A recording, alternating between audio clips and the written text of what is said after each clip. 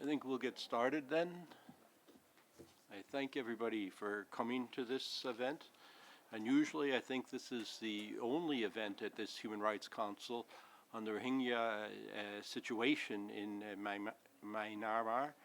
And I think that's a little bit unfortunate. As you heard, the High Commissioner in his opening report to the Human Rights Council identified this as one of the most problematic human rights situations in the world, and particularly the treatment that has been given to the Rohingya minority in Myanmar. So it's unfortunate there hasn't been more attention given to this in the civil society sector, but we're trying to compensate for that a little bit. As you know, the situation there has deteriorated quite significantly in the last several weeks, even since the end of August, in part because there was a rise in violence there on both sides. And but as is very often the situation, it's the side that is not the state that is bears the brunt of the effect of that violence. And in this case, as is often the case even in armed conflicts, it is the civilians that are highly affected. There have been estimated, we don't know complete figures, but tens, if not hundreds of thousands of ethnic minority Rohingya that have fled from Myanmar in the last few weeks, in fact, and over the last few years, several more. It's a situation that has been called by the High Commissioner for Human Rights as one of possible ethnic cleansing, which is a quite serious allegation, and the special reporter suggested that it is possibly also a situation where genocide might be taking place, which is the destruction of a people in whole or in part. And it is something that for years some organizations, like the Organization of Islamic Cooperation, has been calling for action, and till now there's been little action taken in the international community. It's not only a human rights situation within Myanmar, but it is also one in the region. As you might have, if you're watching the news today, seen, India has just made a statement regarding the situation, that it also affects Bangladesh very significantly, is a refugee crisis. In other words, people fleeing from the conflict, ethnic Rohingya fleeing from Myanmar are now refugees in Bangladesh, and there are almost 1 million, I think, now in Bangladesh. And that number is climbing, as well as those that are stuck in refugee or internally displaced camps within the country itself in Myanmar, and are subject to what was termed by the special reporter horrific conditions. So it is in that context that we are raising this situation and hopefully drawing attention to it, and offering these two speakers that have had quite a lot of experience in the field of human rights and are greatly familiar with this situation. I should add that we have invited the government of Myanmar to participate as a panelist in this discussion, but they did not respond. We did it late, but this was all organized quite late. But we welcome also, of course, their input, because certainly my organization, internationallawyers.org, which is one of the host organizations, very much believes that human rights are a joint enterprise, that both the victims and the states benefit from the protection of human rights. So with that, let me then introduce our two speakers. The first speaker will be Mr. Ahmed Al Qureshi. He's a policy analyst, a journalist, a writer, a researcher, and an activist, he told me, that has worked largely in the Middle East and Asia, in Iraq and Pakistan, in Lebanon and Syria, and throughout the Gulf region. He's worked for Al Jazeera, and he's written articles that you can find online if you're interested to follow up on his presentation, in both Arabic and English for more than 2 decades. He's currently associated with an independent Islamabad think tank called ProjectPakistan21.org. So you can also find more information about him there. And he will open with a presentation on the situation of the Rohingya in Myanmar.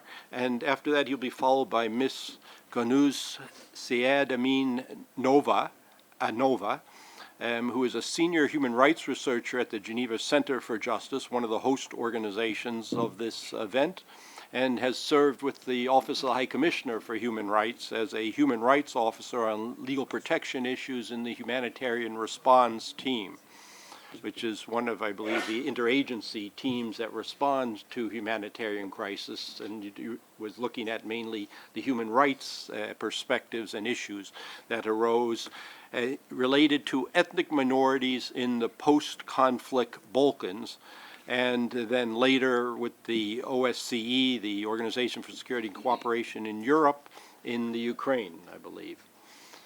So without any further ado, I will turn the floor over to Mr. Ahmed, who has a PowerPoint presentation, and you can listen to it in both English through the microphone here and in Arabic on channel 2 if you use this little earpiece.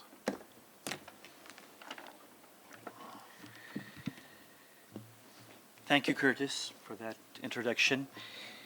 It's immensely and tremendously frustrating for a journalist and for a human rights activist after going through the refugee crisis in Syria, the situation in Iraq, the situation in Afghanistan, and also in Kashmir, where I also focus, where there was a surge in violence last year, to be going through this crisis now again and see the international community failing to respond properly. But after I go through my presentation, where I will actually not focus on the humanitarian aspect, I would be really more focused on the political aspect of it, because this is appearing to be, or mutating, or could mutate into a crisis similar to the one that we've seen in Afghanistan or in Syria, where you have a country right in the middle of some sort of a great game, a country where competing international interests surround that country. And then you have the Muslim card there.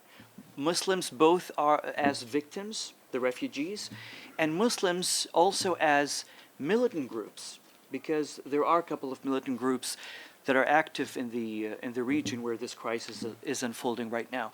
So there is a very serious political aspect to this crisis, and because of the competing international interests around this country, just like Afghanistan, just like Syria, there is every likelihood that Burma, Myanmar, and the Rohingya crisis could prolong and could go on, because there will not be a decisive solution to it because of the competing interests of the countries. And that's what I'm going to focus on a little bit. I'll begin with a little bit, with the genesis of the crisis, and discuss 4 aspects to this story and where it's headed. The first one, of course, is the atrocities against the Rohingya Muslims. All of you have seen that. I will not elaborate on this. We've seen the videos, we've seen the pictures. But number 2, and that's really more important, the role of militant Rohingya Bengali groups and the Buddhist groups. You have 2 militancies right now active in this region that are clashing. And it's important to really discuss this, because it is the role of these 2 groups that will decide whether this crisis will be resolved quickly or it will prolong, just as the Syria crisis did, and reach basically a stalemate. The third issue is the issue of Bengali immigration, which nobody is raising except the Burmese army and the government of Burma. It's an issue for them. I'll just go through it and we'll discuss. We'll see whether it's a legitimate concern or not. And the last and the most important point where I will end this presentation is the great game on Burma, Myanmar, and the political implications for the region, and that's really very important. I would like to begin with this picture. It's the only one I could find online, really. I was looking for a picture that would show the presence of the Imperial Army of Japan in Burma, during the Second World War. And I couldn't find really many pictures. This is one of them. It shows, I think, no, I'm sorry, this is the British Army. This is the British Army. There are a couple of British soldiers at the front, and you can see at the back some of the Rohingya Muslim fighters. The Rohingya basically helped Britain defeat Japan in Burma in Second World War. Britain basically promised the Rohingya an independent state. You will get an independent state in exchange for supporting the Allies in the war. The Rohingya did well, they fought well, and the Japanese army was defeated. This is the only picture I could find of the Japanese army. Interestingly, the Buddhists in Burma supported the Japanese army in that war. So basically you had the British and the Japanese fighting a war. The Rohingya Muslims were supporting the British army, and the Buddhists were supporting the Japanese army. All of this drama actually played out exactly in the very place that is in the middle of this conflict right now, the Rakhine state or the Arakan state, the old Arakan state, the current Rakhine state of Burma. So basically, you have this problem between the Rohingya Muslims and the Buddhists of Burma in this particular place called Rakhine state, going back all the way to the Second World War. So these are old animosities that have continued and played out over the last almost 70 years. Moving forward, of course, this is it's a genocide and everybody's talking about it. Now, basically, I will not, as I said, I will not discuss the humanitarian crisis. I would like to move fast to the presence of militant groups in this region. It is the presence of the militant groups that could mutate, and I would like to emphasize this point. It's a very important point. It could mutate into a proxy war, because you have many countries that are interested in Burma, many countries that have interest in Burma. Let me just give you one very quick example. You have China supporting Burma in this crisis, and you have India supporting Burma also in this crisis. It's a very, probably this is the only place where India and China are meeting, where the interests of both countries are overlapping. Of course, both of them are supporting Burma for different reasons, but they are supporting. And of course, there are other players. I will come to that later. So basically, we have an issue here of the presence of militant groups. Now, when I mentioned the Second World War, after the war, Burma, of course, had a very difficult relationship with the Rohingya. Most of the Burmese supported the Japanese army. In Rakhine, the Rohingya, of course, were promised a separate state. They did not, obviously, get a separate state. They wanted a separate state. They started to mobilize for a separate state after Second World War. Now that led, of course, to crackdown by the Burmese government, which in turn led to the emergence of Mujahideen. Right now, there are remnants of some of the Mujahideen in Rakhine state, and they have spawned a couple of militant groups. They take various names. One of them is this one, Rohingya Salvation Army. There has been some discussion, of course, in the international media about these militant groups. You can see here The Guardian discussing the Rohingya insurgency, the militants, Washington Post, of course, discussing whether they're terrorists or they're freedom fighters because they're demanding an independent state. Now, of course, I don't know if you followed the situation in Burma. In the last week of August, there were attacks by some of the Rohingya militant groups on checkpost of the Burmese army, which, of course, after which the Burmese army retaliated, leading up to the current crisis. But the crisis is by no means the result of the attack of the Rohingya militants on the Burmese army checkposts. This issue has been going on for the last 7 decades, mainly because the Burmese are not ready to accept the Rohingya Muslims as equal citizens because of what happened during the Second World War. Of course, everything played afterwards. A lethal mix sort of brew up. Muslims, Buddhists, the religion card, the ethnic card, the Rohingya being a mixed ethnicity, Burmese and the Bengalis and Indians. So a lot of things really played into this mix. So you have now religion, you have ethnicity, and ethnicity is a very important point. If you speak to the Burmese government officials, they will tell you that the Rohingya Muslims are basically immigrants. They're not part of the fabric of the Burmese society. So basically Burma is making a historical, a correction in history by pushing all the Rohingya back to Bangladesh. And this is a version.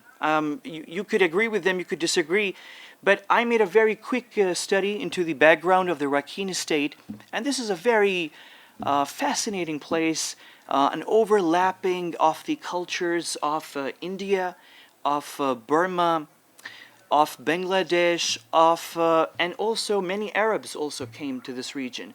There's a very interesting interplay of all of these cultures, and of course Buddhism and Islam, two great religions, meeting at this place. So it's a fascinating place. I'm not sure, as a researcher, whether I would call the Rohingya Muslims really Bengali immigrants. The Burmese government officials are not ready to call them the Rohingya. They insist these are Bengali immigrants and should be given the treatment of immigrants, being expelled and so forth. So I will move forward a little bit about Bangladesh. You just mentioned that, Curtis. Bangladesh, you would think that Bangladesh, considering that these are, many of the Rohingya Muslims have the Bengali ethnicity, you would think Bangladesh would welcome them back. But interestingly, Bangladesh actually offered Myanmar army aid against the Rohingya rebels, not the refugees, the rebels. And this was immediately after the attacks on the Burmese army checkposts, roughly 25th and 26th of August. And that was before the refugee crisis really came up. So Bangladesh actually wants to cooperate with the Burmese army in crushing the militant groups of the Rohingyas. Now, there's a very interesting conspiracy theory here that I must share with you. The Burmese army and the Burmese, especially the army, not the officials, the Burmese army believes that the Mujahideen, or these militant groups, somehow are the vanguards of a future scenario similar to Afghanistan, maybe, where Islamic groups were used for a Western intervention that came a little later. So the Burmese really believe that these Rohingya Muslim militants will basically morph into, I don't know, the Afghan Mujahideen sort of thing, and they will be backed. Of course, the Muslim countries will support them, and on the back of all the hue and cry, the West would intervene. Of course, the only thing that I find illogical in this conspiracy theory is that, and I was discussing this with somebody online from Burma, I said, well, if this is the case, then why the Burmese army is playing into the hands of this alleged conspiracy by openly and nakedly killing women and children, and thereby providing a pretext to whomever wants to intervene in your country. And obviously there was no answer to that. But the point is that they have really fears that this is what's happening. I saw a tweet by Ken Roth, Human Rights Watch, where he said nobody should really believe the Burmese army when it says we're fighting militancy or terrorism or Islamic militancy. One thing that the Burmese miss when they discuss the militant groups of the Rohingya is that these Rohingya groups are not new. They existed throughout the Cold War, and they emerged as a result of the Burmese state not accepting the Rohingya into their fold as a country, as equal citizens after the Second World War. So there are a lot of things at play here. It's very confusing. I would like to move here I just discussed the version of the Myanmar government. The reaction of the, I don't know if you followed the reaction of the Myanmar government online. They basically responded with a flimsy social media campaign, posting pictures, basically, pictures of Myanmar Army Medical Corps treating Rohingya Muslims. I'll show you a couple of them. I have no way of verifying if they were staged or they were real. They appear to be real, but I'm not sure. And also on social media, there were pictures of, this is very important. I can't share those pictures. I'm sure you've seen some of the pictures of the, many actually, of the pictures of the Rohingya Muslims, civilians, women and children, butchered and killed ruthlessly and mercilessly. I think those pictures and videos, even though we cannot, each one of us, verify them individually, but they look very real. They're not state-managed. This is a real genocide. This is a... But the Burmese side on the social media have also shared pictures showing Rakhine Buddhist families whom they claim were attacked and were meted out or given a similar treatment as the one they're giving to the Rohingya Muslim families. I mean, basically they're showing pictures, but they're not saying they're basically saying it's the Rohingya militants who are attacking the Buddhists' families. I have a couple of pictures that I can show actually, which are not very graphic, like this one, for example. This is a tweet. I assume it's from a fake account, a troll account. It's a Burmese account, and it shows a Rakhine family waiting for help after being displaced by terrorist attacks of Bengali, self-made Rohingya. I mean, just notice how the Burmese propaganda machine is describing the Rohingya, not willing to accept them as Rohingya. But of course, they need to mention the word Rohingya because they need to use the hashtag to be seen on Twitter. So, and there, of course, this is one of those pictures that I can show. There are others that I can't. For example, this one, a 109-year-old lady was evacuated from her village as extreme, I think they wanted to say extremist Bengali Muslim terrorists attacked her. I don't know if these pictures are stage managed, fake or real, but this is their version. This is what they're saying, since we don't have anybody from their side sitting here. And they also posted pictures like this one. Medical Corps of the Burmese army treating what appears to be Rohingya Muslims. This is one picture, this is another one, and here's, I think there's a third one as well. So basically, Burma has responded with a not very effective counter information or disinformation campaign. I would like to move to my last point, which is the great game around Burma, which is not being discussed. But I tell you, if this crisis lingers on, if this crisis is not resolved, and if the worst fears of the Burmese army come true, and others come to help, the refugees will be helped definitely, but come to help the Rohingya militant groups, then this would morph into some sort of a proxy war. It could very much, because again, as I said, and you can see this title. I like this title. This is, I think, by the Agence France Presse, AFP, globalist split over Rohingya crisis as China backs Myanmar crackdown. Now let me explain this. China is backing the Burmese army. There's a feeling, China feels that major powers want, Burma has a very important place, and major powers want to use that geography for multiple reasons. China would like to stick to Burma. The United States, other Western countries have tried to reach out to Burma but couldn't. So they basically backed who? The Burmese pro-democracy movement, led by the lady who won the Nobel Peace Prize. I often find her name very difficult to pronounce, so I will not. So she was basically, obviously, backed by the West. So there, you have basically a split inside Burma where you have the army backed by, very strongly backed by China. It has somewhat support from a couple of Muslim countries as well, you'll be surprised. They're backed by Bangladesh, as I said. They have support from Bangladesh. At one time, they were also being supported from the country where I come from Pakistan. But Pakistan has come out very strongly condemning Burma over the refugee crisis now. But there's this strategic thing being played out in the background that nobody's noticing.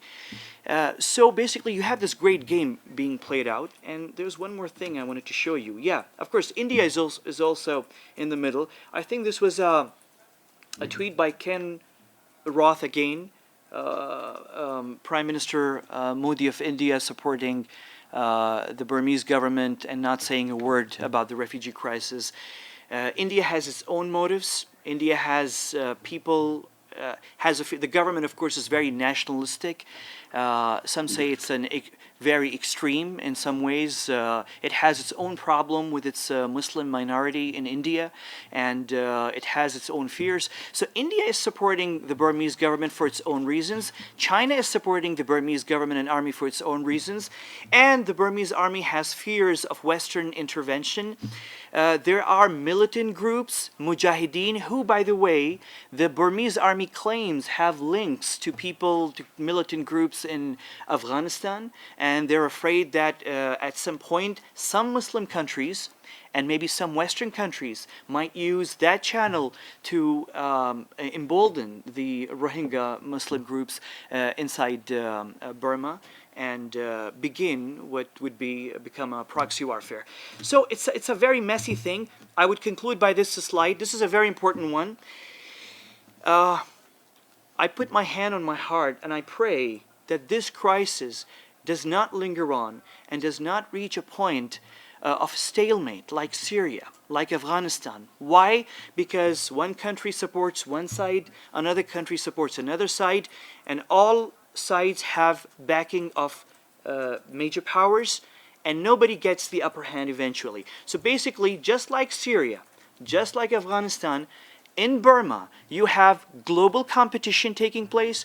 You have a Muslim population. You have militant groups. Is it Afghanistan? Is it Syria? No, it's Myanmar. It's Burma. It's brewing. All of us are consumed by the humanitarian crisis. But please, let's keep an eye on the political aspect of it, because it is dangerous. It could reach a stalemate, and it could become a problem that is not amenable to easy solutions, just like Syria and Afghanistan. Thank you, Chris.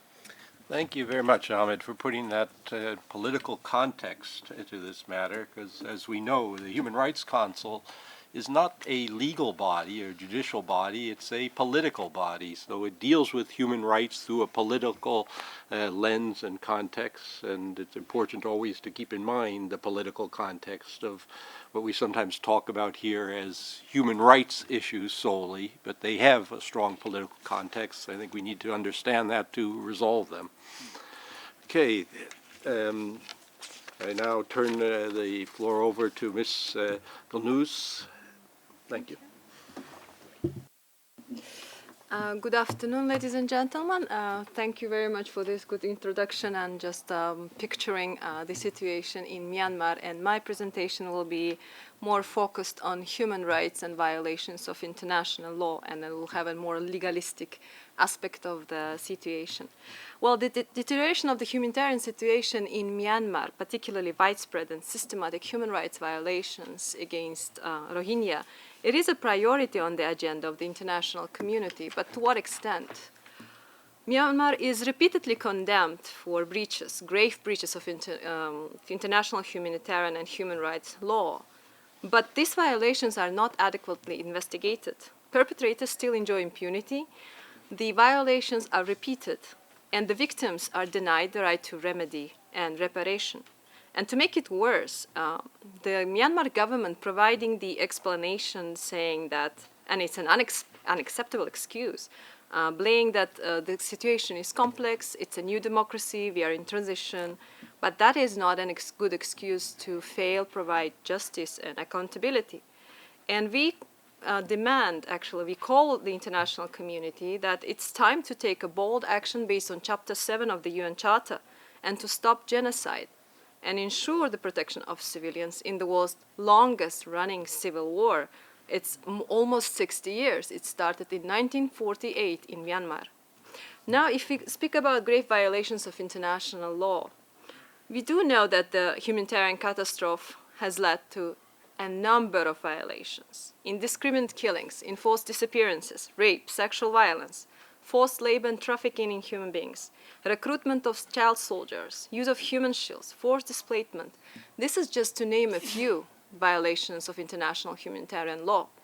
Now, if we switch to Rohingya community, it's a minority ethnic and Muslim religious community, and they've been living there for long, actually. And the Myanmar government is implementing the so-called Burmanization policy, and they refer to them as Bengali, but that's the population of Myanmar, which is 1.3 million members, and they are refused any nationality. They don't have passports. They are no one there. And they're still insisting that Rohingya, they are foreigners, they are Bengali in this government, in this state. And if you look at the humanitarian crisis, if you look at the numbers, like it is estimated 350,000 Rohingya fled Myanmar. And in 2016, these numbers were verified by the UN office, 87,000. And within the last few weeks, it's 270,000 fled to Bangladesh. These numbers are not small. And the situation that people are there, it means something. They're running, they're fleeing the country. The national local government authorities, they implement discriminatory policies. And plus the general anti-Muslim rhetoric in the country creates very favorable situation for all these human rights violations, especially clearance operations by security forces. The Burmese armed forces, Tatmadaw, and the border guard police, they deliberately kill Rohingya civilians, and they use grenades, random targeted shootings, stabbings, beating up to death, burning them inside their houses. And the most disturbing are the reports, the killing of babies and small children, and in many cases in front of their raped mothers. And Rohingya children, pregnant women, persons with disabilities are subjected to torture and ill treatment in public, in their houses, or even in makeshift detention facilities. Hundreds of Rohingya boys and men are rounded up by Myanmar security forces, and women and girls are separated from them. Does it remind you Bosnia, maybe? And then they just disappear. You don't know where they are. And women and girls, including pregnant, are raped and sexually abused, either at home in front of their family members or in public. Or they are just used to extract information or to be used as a domestic servants. And widespread, systematic, organized abuse of Rohingya minority in Myanmar with an obvious intent to destroy this group can amount to the international crime of genocide. The persecution of this ethnic group since 1982, in combination with all those widespread criminal acts committed against them since 2012, include all the elements of genocide as defined by the Rome Statute of the International Criminal Court and the Genocide Convention. Now let's see what the government does, Myanmar government, in response to these abuses. Well, we are doubtful that Myanmar takes firm action to end these atrocities against Rohingya, and actually they fail to ensure any independent investigation or trial, let alone protection of these minority members. In response to the situation in Rakhine State, the government formed a committee on implementation of peace, stability, and development of Rakhine State in May 2016, and it's chaired by the state counsellor Aung San Suu Kyi, yes, the Nobel Prize winner. In September 2016, the Advisory Commission on the Rakhine State was established with Kofi Annan heading it. And recently in August, they released 63-page report named Towards a Peaceful, Fair, and Prosperous Future for the People of Rakhine, Annan Report, with 88 recommendations to Myanmar government how to address the situation in Rakhine. With all due respect to Mr. Annan and his work on human rights, we believe that the findings of these commissions failed to fully reflect the gravity of the situation in Rakhine State. And we are doubting the independence and impartiality of this commission. The 63-page report on Rakhine State does not even name Rohingya. They vaguely refer to minority ethnic and religious communities. I think that's already not identifying the victims properly. And moreover, there was another commission on Mung Tao in January 2017. That's the place, the region, and the border that was described with widespread abuse. And they denied the persecution of Rohingya or any genocide in Myanmar. And it justified the actions of the security forces as adequate and proportionate. And the current silence of Nobel Prize winner, the state counsellor, is outrageous. She's just silent. She says nothing what's going on. And it's not clear to us why didn't she go to attend the General Assembly session this week without any explanation. She has other matters to attend. Excuse me. And as Desmond Tutu rightly put it, her silence is a too high price right now. She should do something, at least react. And it's clear to us that Myanmar government is not willing to stop or undertake impartial investigation into grave violations of international law, which can amount to genocide of Rohingya. And they should ensure accountability. Now let's see what the UN does. It was very interesting to go through the United Nations resolutions when it comes to Myanmar, and you wouldn't believe that the impression is that that 60 years long Burmese conflict is simply neglected. United Nations is not noticing. Let's say since 1948, United Nations Security Council adopted only one resolution recommending Myanmar for UN membership.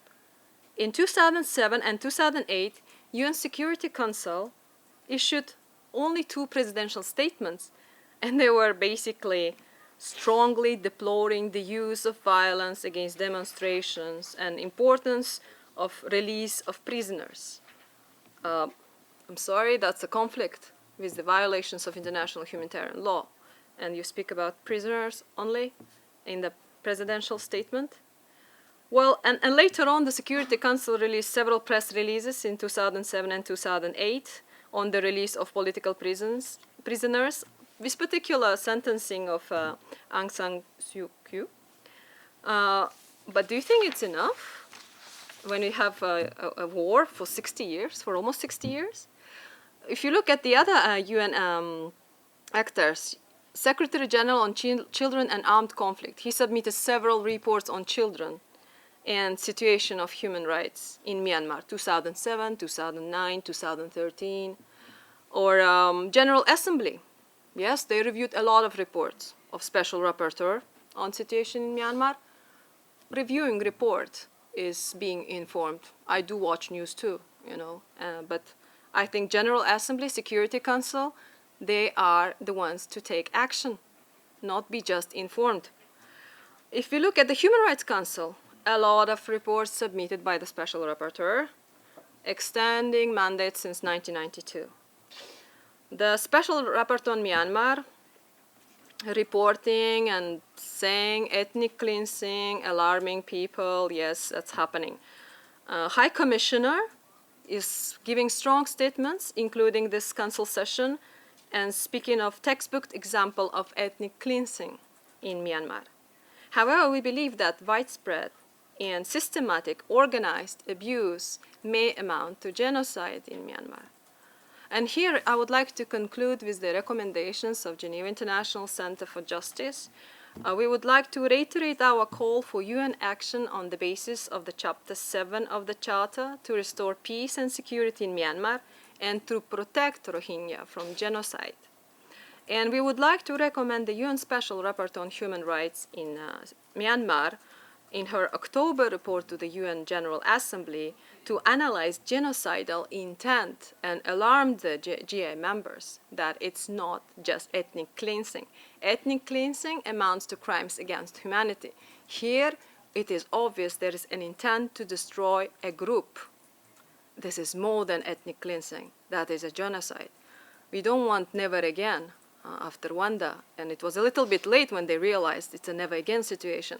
And here, the Special Rapporteur and all the UN actors should be saying that is never again happening now. We should do something. the Security Council should act. Otherwise, of course, we call on all the parties of the conflict to comply with international humanitarian law. The government of Myanmar should grant full access to UN fact-finding mission and international humanitarian aid workers. The government of Myanmar should repeal discriminatory legislative and policy measures targeting minorities.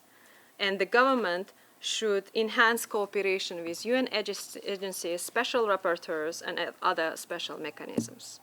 Thank you so much. That's it. Thank you very much, both the speakers, for their very cogent presentations and for setting out for us particularly what the Geneva Center for International Justice believes might be a response, something that, as you pointed out, despite some reporting more recently, I think, in recent days, on it, there hasn't been much said about how we actually effectively respond to this human rights situation. So we appreciate you making some suggestions on that. We have about a little bit more than a half hour, about 40 minutes, so I open the floor to questions from anybody here. If you want to say something, if you just make yourself known, I'll call on you just so that we keep some order in it. And please then press the button on the microphone in front of you so that we can all hear you. Please, this gentleman in the back. Thank you very much, dear moderator. My name is Mehmet Şükrü Güzel. I am Turkish origin, but I have got a mandate from the European Rohingya Council. The title of the event is Ethnic Cleansing. I would like to mention the legal background of how it is legitimized ethnic cleansing by the law of Myanmar, because the critical date for Myanmar ethnic cleansing on legally was background in 1824, the date of the British colonization. So, in fact, we have got a problem of decolonization. And Article 3 of 1982 citizenship law is based on the date of the colonization, and the people who came after this time was made stateless by this law. So the base, everything is based on Article 3 for the legal background of the ethnic cleansing.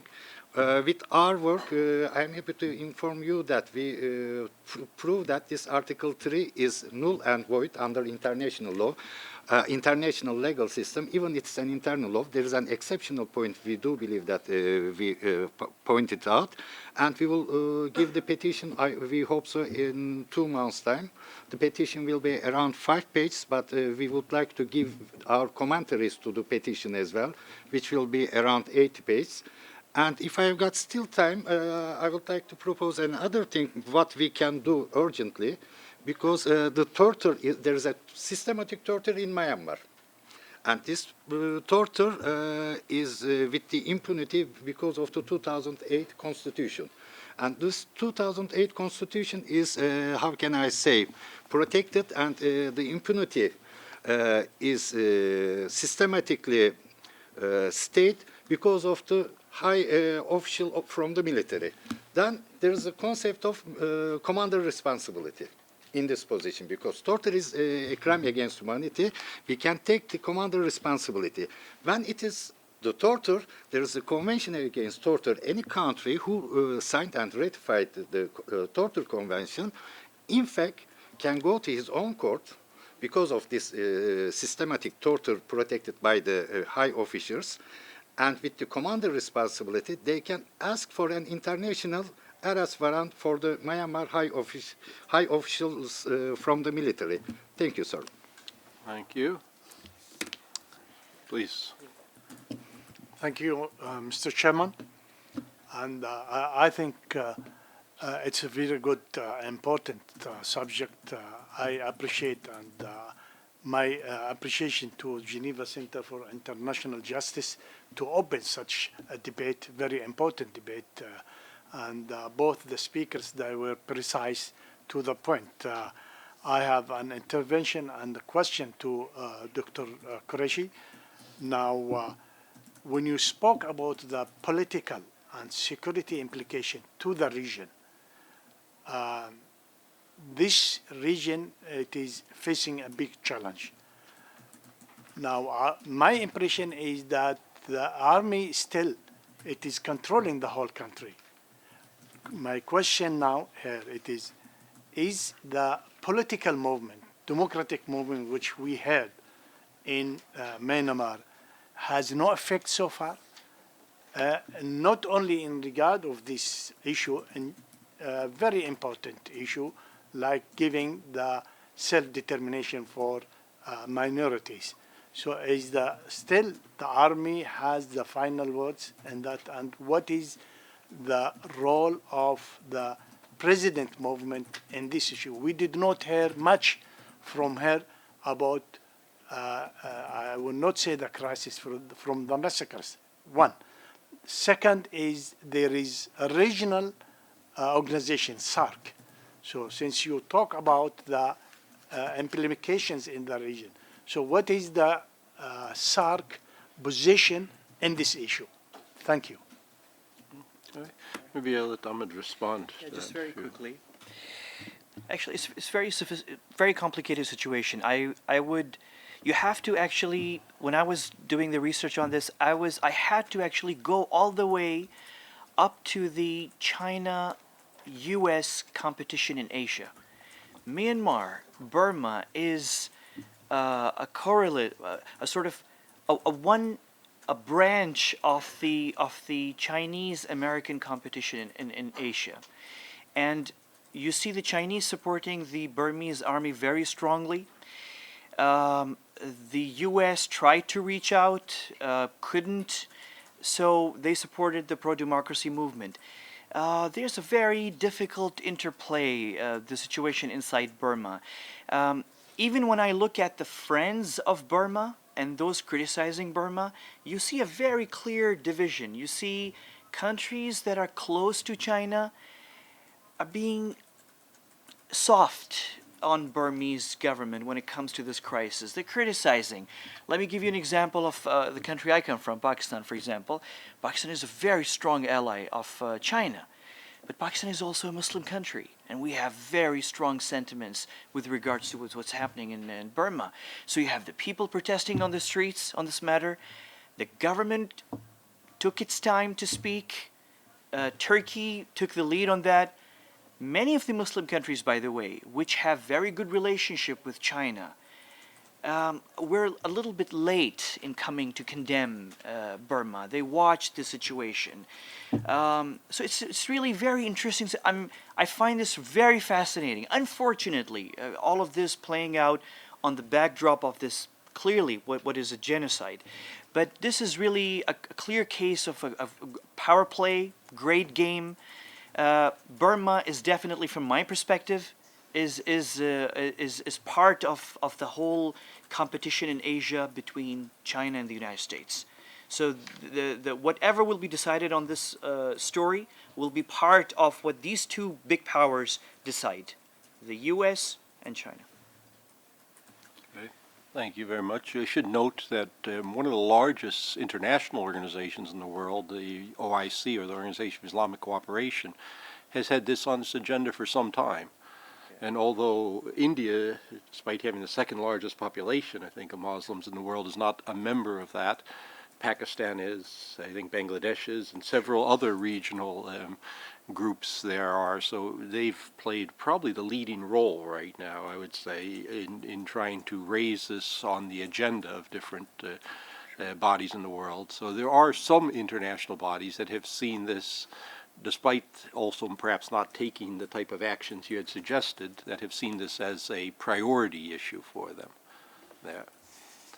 Any other questions or comments? We welcome both. Yes.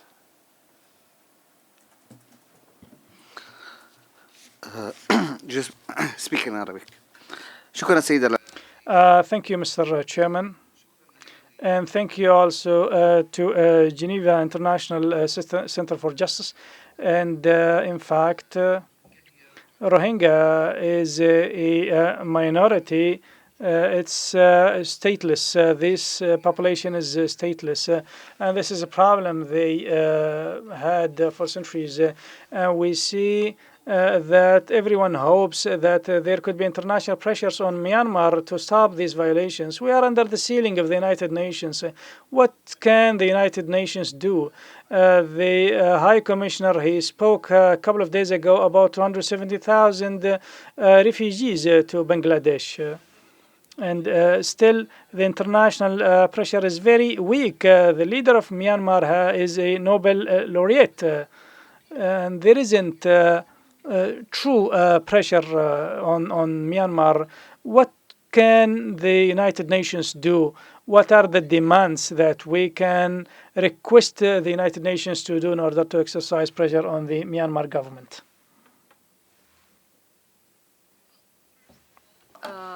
I have mentioned it in recommendations that we are calling for the action based on the Charter 7 of the UN Charter to restore peace and security, and usually it does include the responsibility to protect concept.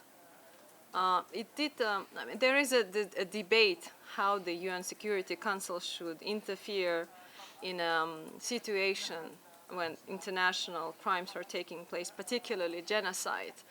And unfortunately, international community is extremely slow to react in this kind of situations. That's why we keep saying and alarming. Even if you look at the wording of the High Commissioner, the wording used is very diplomatic. Ethnic cleansing is not a legal definition. Ethnic cleansing is rather social definition. That's why we speak about genocide, which is a legal definition. There's an international criminal court that actually considering cases of genocide. And there's an obligation in the UN Charter that the state members should interfere to prevent and protect people from this crime. And therefore, we are calling that, first of all, they actually start this discussion that this Chapter 7 is invoked. You see, there is a process usually.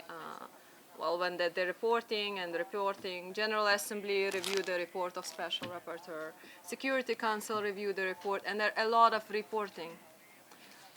But unfortunately, fact-finding mission that was supposed to be dispatched to Myanmar to investigate.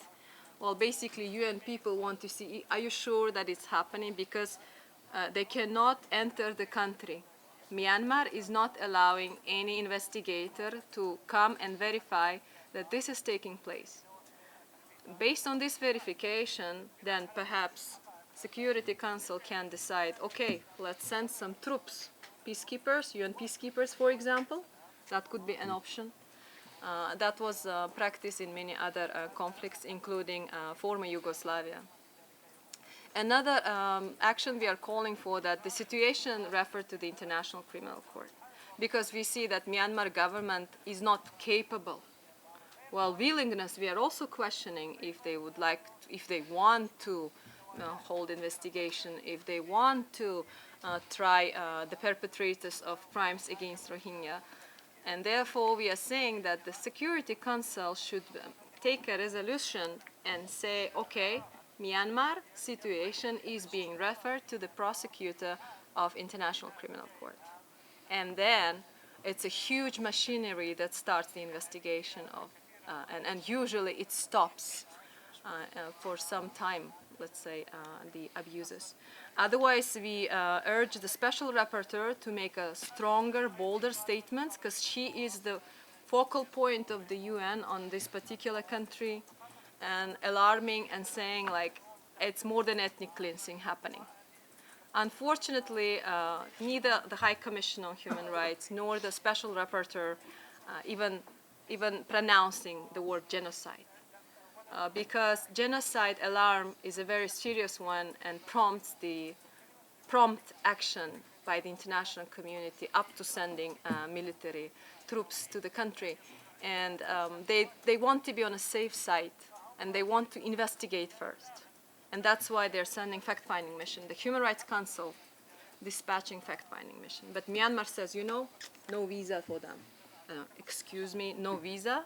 UN sending investigators, you're saying no visa?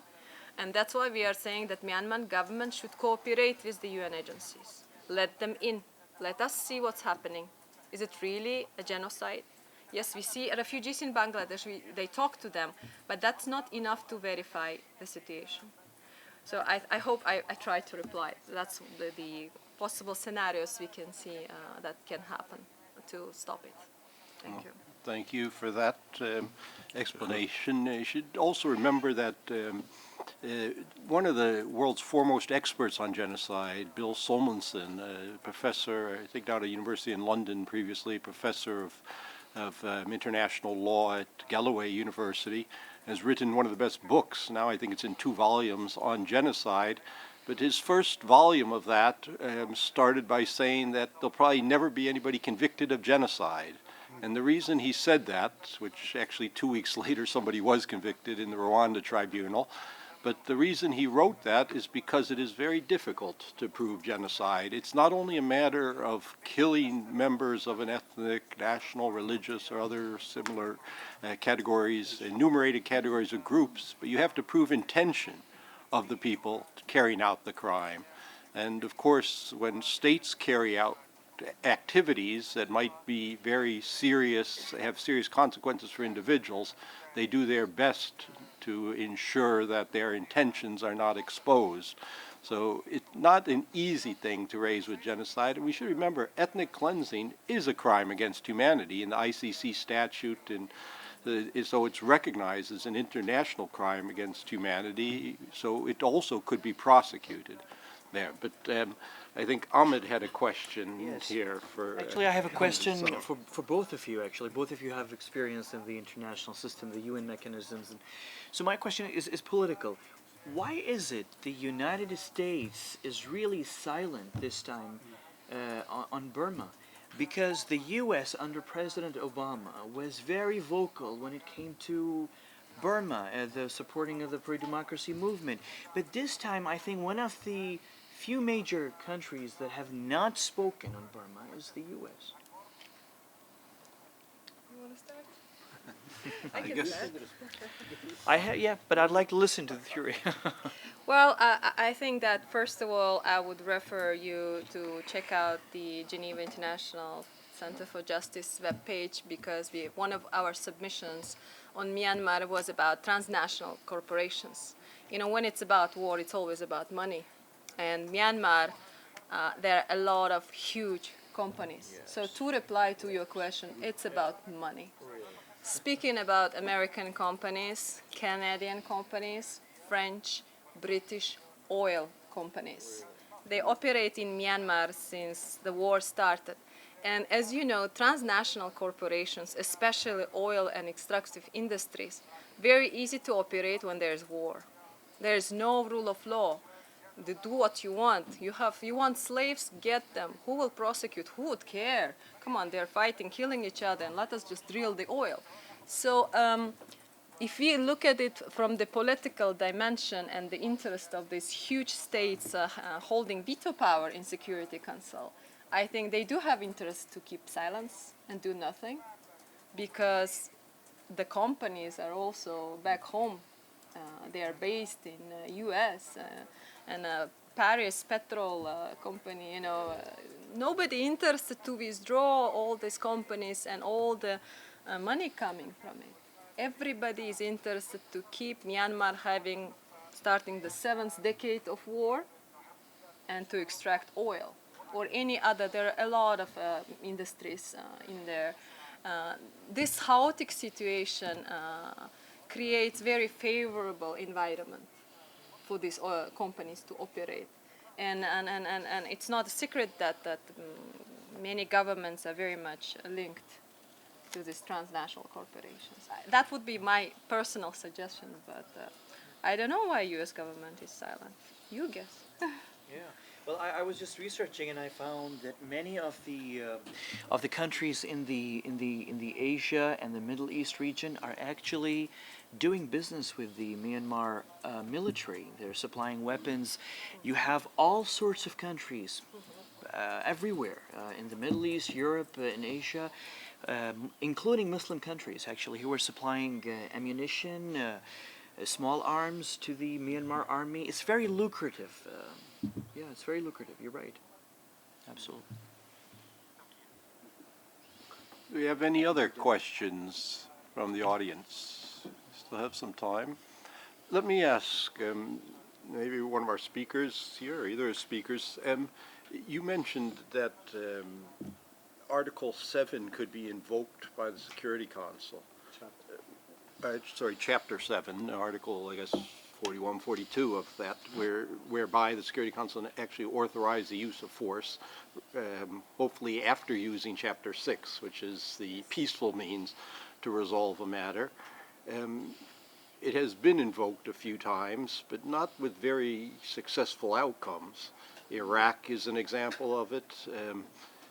Do you think that in that sense, that it is appropriate, and do you think that here they have the appropriate attachment? Because the Security Council is not a human rights body.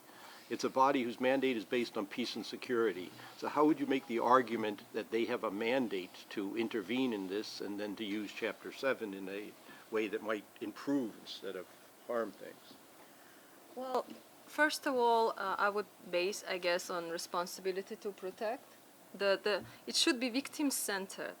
The victims are civilians. We are not speaking only about Rohingya. When you speak about war for almost 6 decades, the protection of civilians should be the core of any intervention.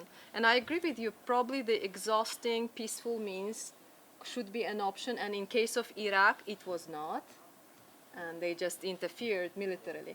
But in Iraq, it was not sanctioned. It was just a couple of states deciding and doing it. And here we call the Chapter 7 based action of the international community. Maybe you're right. Maybe there is a need for discussion before that, diplomatic, let's say, as it's called, shuttle diplomacy, talking here and talking there. But seeing the numbers, just in 3 weeks, 270 refugees fled the situation, I'm afraid there's no time.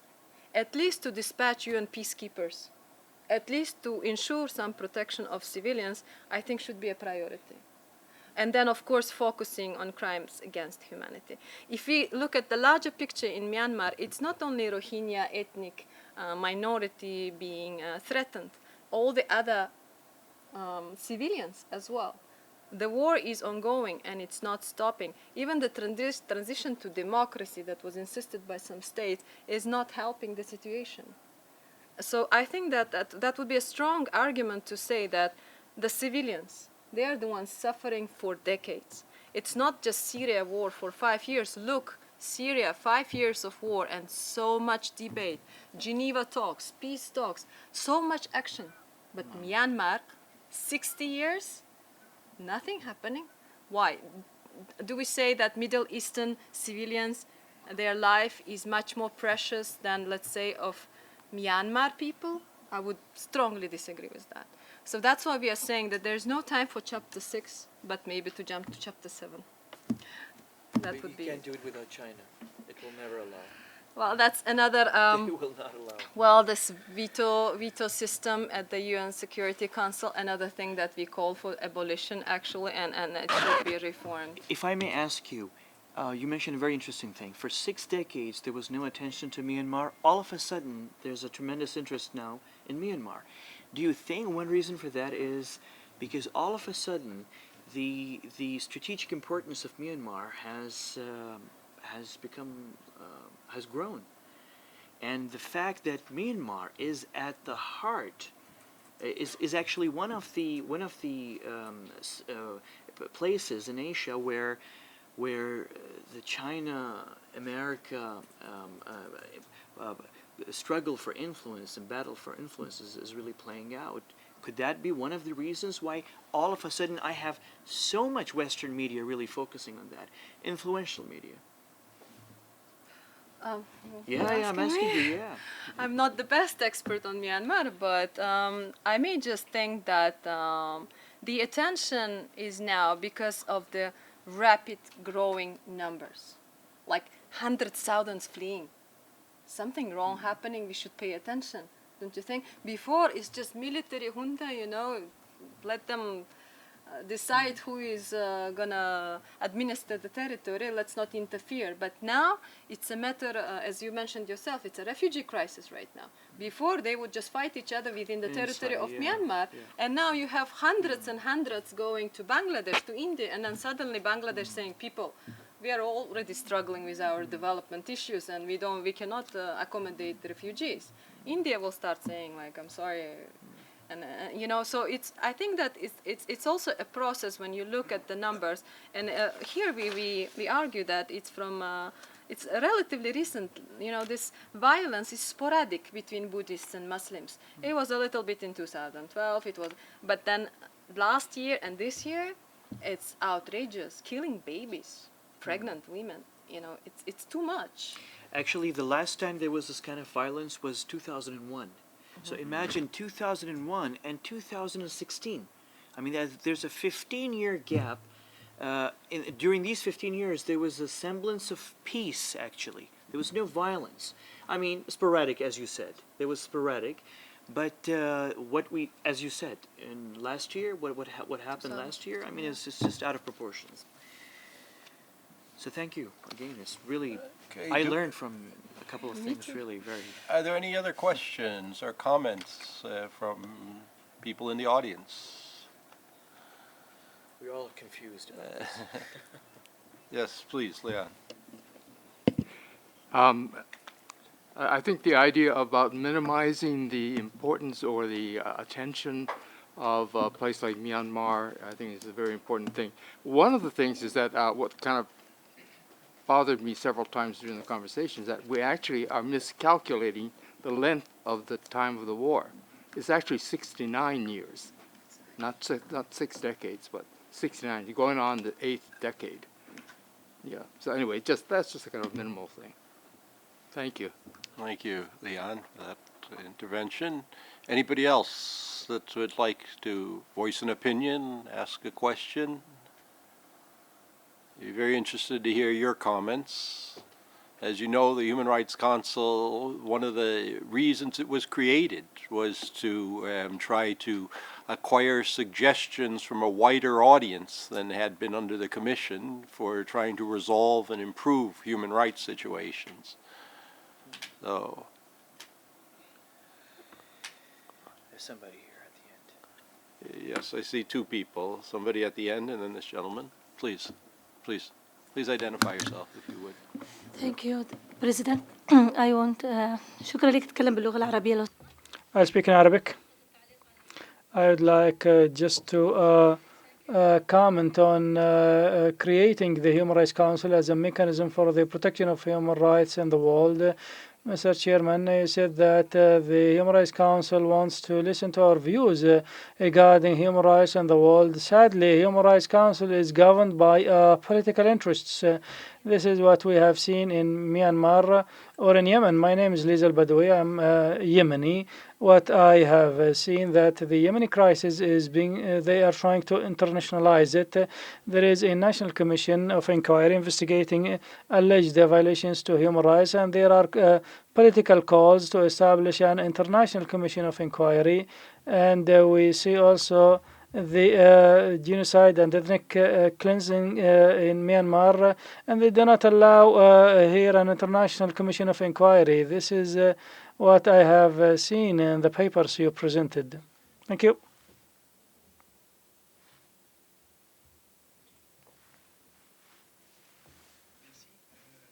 Je peux parler en arabe.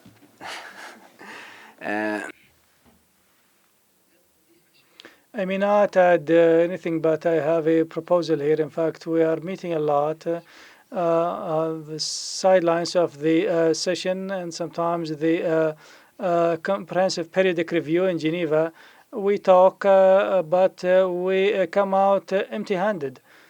So probably we can make a proposal here, especially in this important session about Myanmar, that these CSOs who are participant here, the organizations here, when we conclude, we need to send a true message to the United Nations, serious one.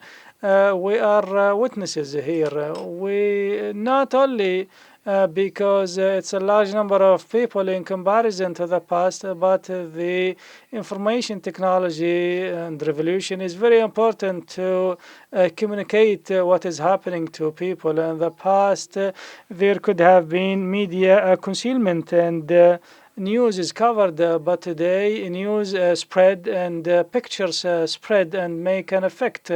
And this assisted the world to know some of the details they did not know in the past. So I see that if we can work together, I have made this proposal before, but it was not adopted. The participating organizations here and whoever can join us is welcome. We need to produce a letter, for example, a draft letter, and we send it to the United Nations and we follow it up because a conference or a seminar without recommendations, without follow-up, is useless. So a seminar like this without recommendations and without follow-up, I think each of us will, yes, try to broadcast it through social media, but it will end there. So I hope that we are more effective, more positive, and we need to document this session, not by the United Nations only, but by us also, so we can send a clear message to the United Nations. Thank you. I'll end this session then by letting each one of our panelists have a last word in response to that, perhaps. Thank you very much. I think it's a very good message you're giving us today. And to conclude this side event, we do that. We submit written statements on a regular basis to the Human Rights Council session. And please check out our webpage. And the Human Rights Council members are informed. We are calling for the action, at least for the last 3 sessions of the Human Rights Council. We provide information, we analyze the situation. To the possible extent, we do the advocacy work, as you say, and we are trying to follow up, including the special rapporteur. But unfortunately, the UN mechanism is a little bit slow and it's chaotic, and as you all know, political interests sometimes have a superior kind of a dimension to when it comes to actions. And thank you for coming, and we appreciate your attendance. Ahmed? One last key point is that while we're discussing the bad situation, we're discussing the politics around this issue, I think we need to celebrate one fact, that the situation of the refugees in Burma is one example where the campaigners, the human rights activists, the defenders have actually partially succeeded. As Gulnar just mentioned, and Curtis, this is an issue that has been going on for 6 or 7 decades, and there was no attention. How did it come to the top of the international attention in just a few weeks? It's all thanks to campaigners and activists everywhere, frankly, in multiple countries. And this effort, of course, by the Geneva Center is definitely, Geneva International Center for Justice is definitely goes in that direction. So I think while we're watching and worried and campaigning, we should also celebrate the fact that it is small efforts like this one that have made a difference in this matter. Thank you. Thank you very much, Ahmed, and thank you all. And if you have any questions that you want to personally put to either panelists, please feel free to approach them afterwards. Thank you all.